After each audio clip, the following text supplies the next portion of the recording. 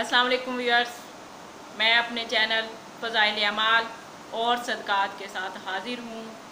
उम्मीद करती हूँ कि आप सब खैरियत से होंगे। जी फ्रेंड्स, अगर आपको मेरी वीडियो पसंद आती हैं तो उसको लाइक करें, शेयर करें और जिन लोगों ने मेरा चैनल सब्सक्राइब नहीं किया वो जल्दी से इसको सब्सक्राइब करें और बेल आइकन के बटन को दबाना मत भूलें ताकि आपको मेरी हर न्यू आने वाली वीडियो के बारे में नोटिफिकेशन मिल सके। बिस्मिल्लाहिर्रहमानिर्रहीम। आज जिसके बारे में मैं आपको बताती हूँ वो आजकल मुसलमानों के मौजूदा हालात हैं कि किस तरह मुसलमानों की मौजूदा पस्ती का वाहिद इलाज क्या है, कि हमें क्या करना चाहिए। अल्हम्दुलिल्लाह रब्बिल आलमीन वस्सलातु वस्सलामु अला सय्यदिल अव्वलीन वल आखिरीन ख़ातमुल अंबिया वल मुरसलीन मुहम्मदिन व आलिहि व अस्हाबिही अजमाइन। आज से तकरीबन 1350 साल कबल, जब दुनिया को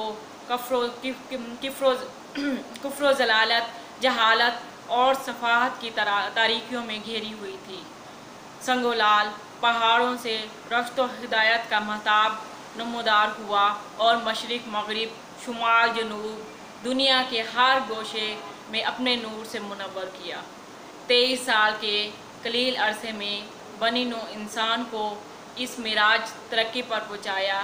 तारीख़ आलम इसकी नज़ीर पेश करने से कासिर है और रश्द व हिदायत, सलाह व फलाह की वो मिसाल मुसलमानों के हाथ में दी जिसकी रोशनी में हमेशा शायरा तरक्की पर गामज़न रहे और सदियों इस शान व शौकत से दुनिया पर हुकूमत की हर मुखालिफ क़ुव्वत को टकरा कर पाश पाश होना पड़ा। ये एक हकीकत है जो काबिल इनकार है, लेकिन फिर भी एक दास्तां जिसका बार बार दोहराना न तसल्ली बख्श, न करामत और मुफीद, जबकि मौजूदा मुशाहिदात और वाक़ियात खुद हमारी साबका ज़िंदगी और हमारे इस्लाफ के कारनामों पर नमूदार दाग लगा रही है।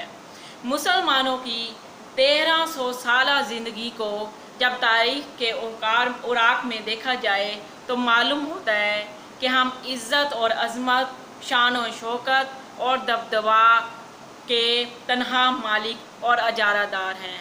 लेकिन जब इन औराक से नज़र हटाकर मौजूदा हालात का मुशाहिदा किया जाता है तो ना हमारे पास ज़र व दौलत, ना शान व शौकत और ना बामी अख़ुवत, ना उल्फत, ना अच्छी आदत, ना इखलाक, ना अच्छे अमाल और ना अच्छे किरदार। हर बुराई हम में मौजूद, हर भलाई कोसों से दूर हैं हम, अग़यार हैं हम, इस रबू खाली पर खुश हैं और ब्रामला हमारी कमज़ोरी हमें मजाक बनाया जा रहा है। हम किस कदर कमज़ोर हैं, हमें अपने ऊपर नज़र दौड़ानी चाहिए कि किस तरह दूसरे दीन वाले हमारा मजाक, और हम किस कदर कमज़ोर हैं। जिस कौम ने दुनिया को तहज़ीब व तमद्दुन का सबक पढ़ाया वो आज क्यों गैर महज़िब और गैर मुतमद्दिन है? आज क्यों उसको ये नशा है? आज जब हालत बद से बदतर होती जा रही है और आने वाला ज़माना सबक से भी ज़्यादा पुरख़तर और तारीक नज़र आ रहा है, हमारा खामोश बैठना और हमारी अमली जदोजहद ना करना एक नाकाबिल तरक्की जुर्म है। लेकिन इससे पहले कि हम कोई अमली कदम उठाएं, ज़रूरी है कि इन असबाब पर गौर करें जिनके बाइस हम इस ज़िल्लत और ख्वार में मुब्तला हैं। हमारी इस पस्ती और इन्हतात के मुख्तलिफ असबाब बयान किए जाते हैं कि किस कदर हम अपने आप को सही कर सकते हैं। असल हकीकत ये है कि अब तक हमारे मर्ज़ की तशख़ीस पूरी तौर पर हुई नहीं। जो कुछ असबाब बयान किए जाते हैं ये असल मर्ज़ नहीं बल्कि इसके अवारिस कुछ और हैं। हमारा ये दावा हमारी शरीयत एक मुकम्मल कानून इलाही है जो हमारी दीनी और दुनियावी फलाह बहबूद का ताक़याम क़यामत ज़ामन है। फिर कोई वजह नहीं کہ ہم خود اپنا مرض تشخیص کریں اور خود ہی اس کا علاج شروع کر دیں، بلکہ ہمارے لیے ضروری ہے کہ ہم قرآن حکیم سے اپنا اصل مرض معلوم کریں اور اس سے رشد و ہدایت کا علاج معلوم کریں۔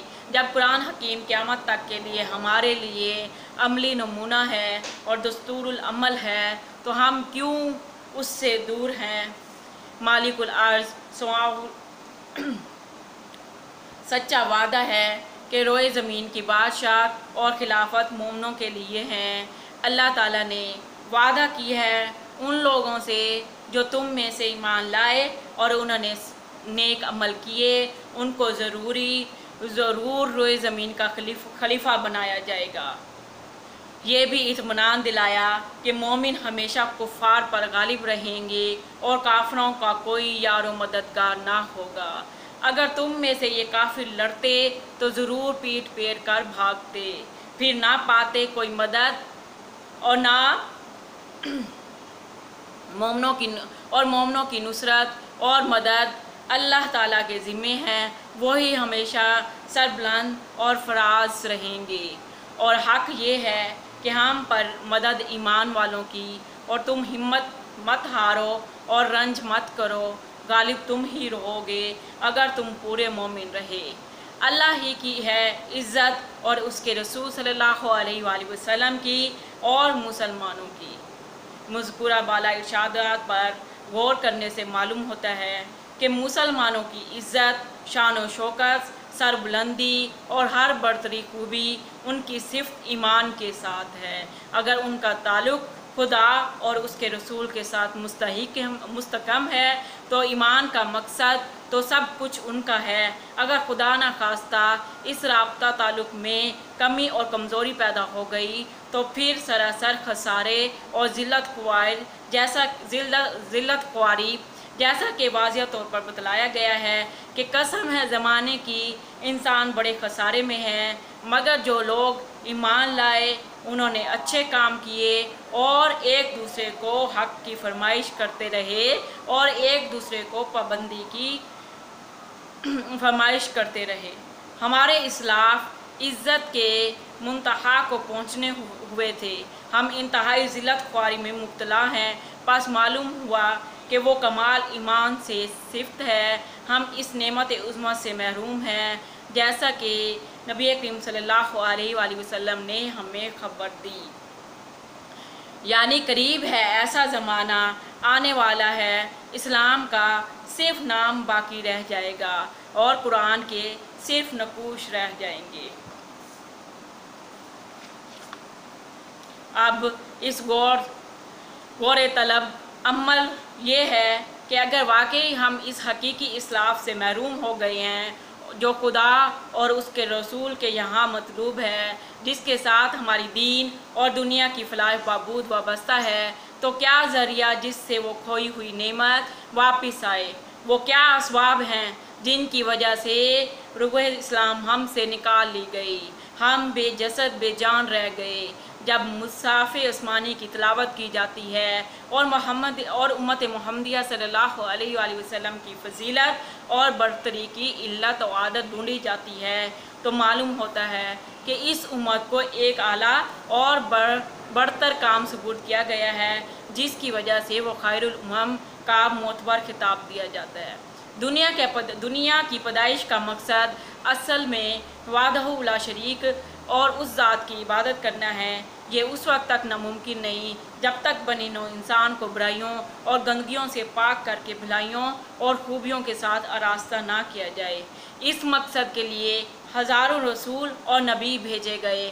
آخر میں اس مقصد کی تکمیل کے لیے سید الانبیاء والمرسلین مبعوث ہوئے، جنہوں نے فرمایا الیوم اکملت لکم دینکم واتممت علیکم۔